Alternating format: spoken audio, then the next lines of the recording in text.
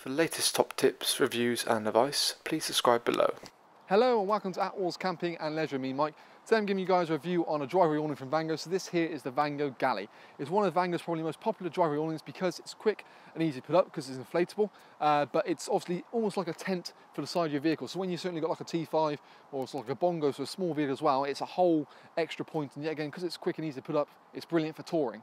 The whole thing I put up on my own on about sort of 12-11 minutes, which you can check out our own Outdoors pitching and packing video on how quick and simple it does go up. We've used a sort of big motorhome to attach it onto, but that's basically different sizes you see. So the Galli itself comes in different sort of setups. So you've got a low and a tall, so it depends on what you're looking to fix it to. So the low will take it from about a 180 up to a 210, whereas the tall you're looking at about a 245 up to about 285, around about that point there. So it depends on what you're looking to attach it to. So something like this, so a small little T5, brilliant to go for the low. It's made specifically designed for it, with a narrow sort of tunnel to attach it to, and yet again the height is made per so. Taller versions, yet again, it's a little bit wider, and yet again, obviously higher in the attachment. But this comes in two different models, not only in size, but in the way it faces. So you can buy a normal Galli, so a Galli low or a Galli tall, which faces as per the front of the vehicle itself, so the same way it is. Alternatively, if you are one of those people who do use your tailgate an awful lot, certainly more with T5s, or you've got a Continental vehicle where it's all on the other side, then there's a Galli low reverse and a Galli tall reverse. So really it faces the other way.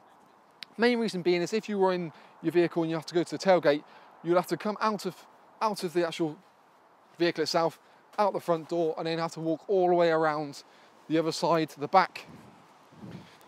Ooh, you don't go flying, of course, to the back here. So basically a reverse faces the other direction, so the tunnel entrance is that end and that's blank end there. So the reason being, yet again, it just allows you to be more versatile. A lot of people have been going for the low because they have used their tailgate for cooking and that sort of thing as well. So like I said, that's a big consideration when you are looking for a Galli or obviously a Galli low reverse. So the actual material itself is a 420 denier, so it's double rip stock as well. So it's nearly 5 times thicker than what you find on a generic sort of driveway awning. Because it's double ripstock as well, it basically is very strong. So if you get a small little nick or something in it, it's not going to suddenly spread because it's a carry along the material. It's isolated to that one single point. The reason it's been such a big success is because down to the fact that the internal room you've got, as well as a sheltered canopy at the front here, and it just, like I said, gives you a whole never extra section. You can actually sleep people inside of here, still have a living area, and still got a canopy area. So it's ideal for the likes of the sort of T5s and even the taller people. And certainly on the market, it probably offers the most sort of space for an inflatable awning. A few major changes, like I said, from the 2018 season. First of which is the bag it comes in. It's more of a wide open mouth bag. They've also changed the fact that here there used to be mesh rather than actual PVC windows, so they've changed that to give you better visibility inside. So actually it's quite nice that you can sort of see in there. So as we've got it in displayed with a few chairs and a table, it just makes clarity a bit clearer looking out on the campsite and enjoying obviously the view wherever you are. So those two are now obviously mesh. You've still got things like low level ventilation to help with the circulation of air, to keep it nice, fresh and airy in there and sort of help fight condensation. You've obviously got guy ropes with line lock system as well, and you've got a kind of 2-cone to hopefully, albeit I missed it, to not trip up over these lot. On the front and back, you've also got webbing storm straps as well to give yourself good stability, and obviously it gives a bit more firmer tension against wind. And it works that basically the beams are pumped up externally, so you've got an external point located here, and each one is done individually. So the joys means that if you wanted to carry like a spare bladder like you would with like a bike tyre or a spare tyre for a car, you can quite simply put that back in and replace it, or you get a patch repair kit supplied with it as well. Joys is with the Galli, actually one beam in a tube will fit any of the main points. So carrying one for about sort of £50, £40, straight away inserts it into there is peace of mind really more than anything. We'll talk a bit more about the ins and outs of the Galli in 1 second, but let's just have a quick look at the attachment. So the attachment, like I said, has an adjustment point to it. So you've got a webbing strap at the back here, which allows you to sort of take up the slack and get it to looking where you want. There's also a door which allows you to go into your vehicle without having to go through the Galli all the time. So this little side door is a great little extra, and yet you've got one sort of on both sides as well, which works quite well. And then you can just unravel that, put it back so, and it just allows you to enter the vehicle without going all the way through the vehicle. So, let's have a quick look on the inside and talk through a few more features and certain new additions they've put into the Galli. So now inside the Galli, you kind of get a bit more grasp for the layout of it all. So you've got a nice canopy area with sufficient amount of shelter that you don't have to worry about, you know, the rain or the wind coming into the actual awning itself. And again, if you want to put sort of like a cooker stove unit out here and cook out in this area under shelter, you've got a good amount of depth to do so. Moving on into sort of the main living area as well, you've got a ventilation panel nicely at the top here to help with circulation of air.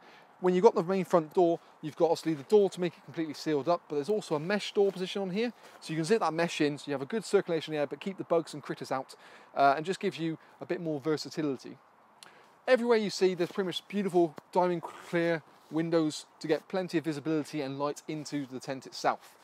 One thing you can certainly see again is actually, in the years gone by, probably one of the criticisms of the actual Galli was the fact that it was a bit boxy because there wasn't much windows. And now they really have gone to town that even into the canopy area there, you can see where your attachment is, a nice big window, and anywhere you've got windows, you've also got curtains.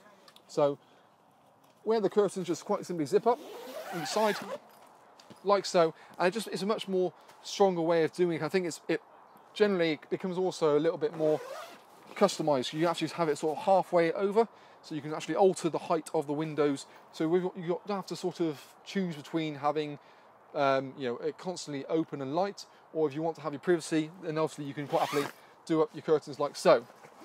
Alternatively, you want to roll them away. Just simply rolls down and toggles at the point at the bottom, and just keeps it sort of neat and tidy and sort of hassle-free. Like I said, these two windows here have been replaced, so now it's a good PVC window, and you've actually got skylights positioned in the roof as well, not only in this part but in the main canopy area up here as well, and that just helps to add light coming into the tent.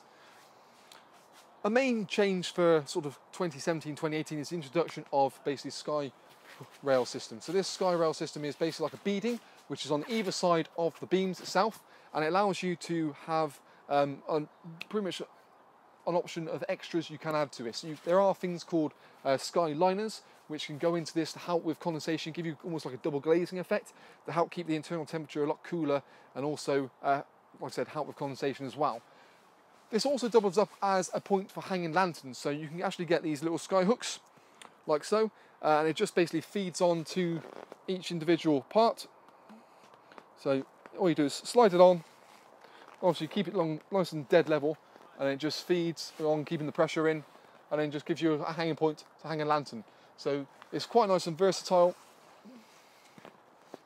that it just allows you to do what you want. And they're positioned, like I said, everywhere. So you can hang banners up with them, you can quite happily have them, not that you would anyway. You've got 2 points here, and you've even got one in the canopy, so it means you can actually have a hanging point for a lantern in the canopy. I quite like the idea of having sort of two sky hooks sort of simultaneously on each beam, put a bit of rope between them and use it kind of like a towel system, just to hang towels and dry them out, because you do struggle in a small camper van like this to dry your stuff out when you've been down to the beach all day. In the actual tent, as I said, the other option is to look at are things like a footprint or a carpet. So a footprint goes underneath the main body of it to keep the base dry, so when you come to fold away, you're not sort of folding a muddy underside into a lovely clean top. Carpet adds more insulation to the tent and is a bit nicer, obviously, feel to the tent itself, but a lot of people tend to go for a inner bedroom. So in a bedroom, if you want to sleep somewhere inside the awning, quite simply clips up here, takes up a quarter of the room, and you can actually turn it inside out and put it on the other side. So in theory, you can sleep 4 people in this particular awning, which a lot of people tend to. Other things include sort of cable entry points for electric. So down the bottom here, you've got a mains point. So if you want to have, you know, mains hookup inside of here, you can do. And again, the new feature of a drop-down zip down here. So when you're entering into your sort of attachment to the vehicle, that's now dropped down, so you haven't got to step in and out of the awning. So there's less trip hazards. You also benefit from extra space. So when you want to store stuff, in the back part behind here, you've got the ability to store extra bits and bobs. So it gives you not only an area to sleep in or to chill out in an evening, but you've got extra storage between the vehicle. Overall, really impressive, and like I said, the new additions to the Galli for the 2018 season really do make it in a league of its own. You've got thicker beams again than most models you'll find on the market as well. So it's Vango's supersized beams to give you extra stability. And also, like I said, check out that pitching and packing video that we do on this model just to show you how quick and simple it is to put up. But it's a model we usually display at our indoor showroom at Owls in Gloucestershire. So definitely worth coming a trip to see it in the flesh. And yet again, there's always some things we do like interest-free finance and package deals on the model. So check that out on our website. But really positive model, plenty of talking points. And that is the Vango Galli.